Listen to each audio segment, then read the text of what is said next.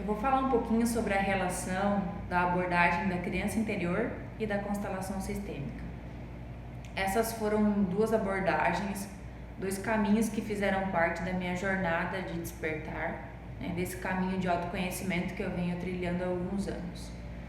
Tanto a constelação sistêmica quanto a criança interior são duas abordagens que nos convidam a olhar de maneira muito profunda para questões que estão escondidas, esquecidas ou até que são desconhecidas por nós, que são totalmente inconscientes, que a gente não faz ideia de que estão aqui, presentes, que estão fazendo parte do nosso dia a dia e de alguma forma condicionando ou interferindo o nosso agir, a maneira com que a gente tem se posicionado na vida. Então, esse é um primeiro ponto em comum, a primeira relação das duas abordagens.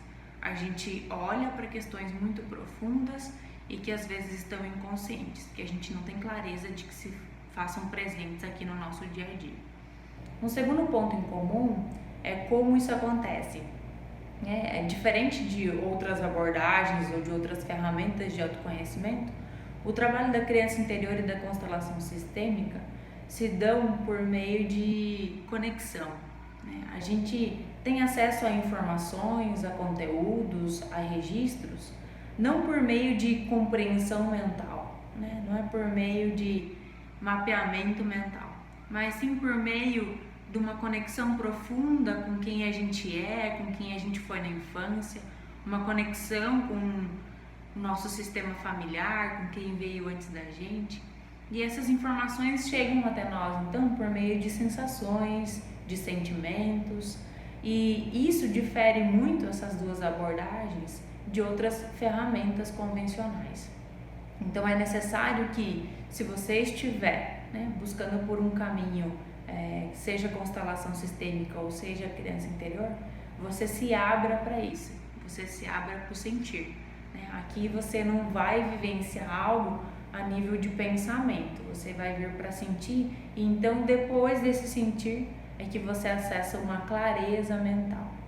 Não vem da tua lógica, não vem do teu pensamento, essa clareza vem da vivência, uma vivência de algo que você experimentou por meio dessas duas abordagens.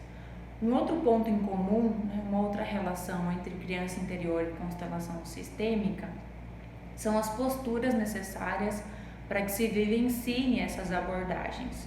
Essas posturas são fundamentais para que esses dois trabalhos sejam realizados de maneira séria, de maneira a conduzir o cliente a vivenciar uma experiência que leve ele a se aproximar do resultado que ele busca. Por que esse trabalho, esses dois trabalhos exigem essas posturas? Porque a gente pode entrar em contato com dores, com registros, com memórias de feridas que a gente vivenciou na infância. São questões que estão ali e que precisam ser vistas. E que, ao serem tocadas, ao serem vistas, exigem posturas para que a gente olhe para aquilo sem buscar culpados às vezes, para a gente não entrar numa postura de vitimismo, se culpando, e nem numa postura de ficar apontando culpados, pessoas ou situações. É por isso que esse trabalho, esse caminho de autoconhecimento exige sempre muita autorresponsabilidade. E essa é uma das posturas que está presente e que são necessárias para que se vivencie tanto o trabalho da criança interior quanto o trabalho das constelações sistêmicas. Eu tenho visto nos atendimentos de constelação que muitas vezes as pessoas que chegam buscando resolver algo que hoje está interferindo nos seus resultados no dia a dia, seja no relacionamento com familiares, seja no relacionamento de casal, seja na carreira, na sua saúde, muitas dessas questões às vezes estão ligadas com algo que aconteceu na infância. E aí o que acaba acontecendo é que a pessoa constelada às vezes nem é o adulto que está ali buscando por uma solução, e sim a criança interior, que são todos esses registros que esse adulto guarda ali dentro de questões que precisam ser vistas. Essa é mais uma relação do trabalho de criança interior com constelação sistêmica. Um outro fato é que Quando a gente vivencia o encontro com a criança interior, né, essa abordagem que nos convida de maneira muito simples e profunda olhar para esses registros da infância, acontece também da gente revisitar algo que tem a ver com como a gente olha para os nossos pais, com qual postura a gente olha para essa fonte da vida, né, que são os nossos pais. Essa postura determina muito das carências que a gente teve na infância e que a gente traz até hoje e acaba projetando nos nossos relacionamentos. E é aqui então que a constelação sistêmica aparece no trabalho de criança interior, porque como a gente olha para os nossos pais determina como a gente olha para a vida. Então aqui as duas abordagens conversam novamente. Esses são alguns pontos que eu enxergo hoje da relação do trabalho de criança interior com constelação sistêmica.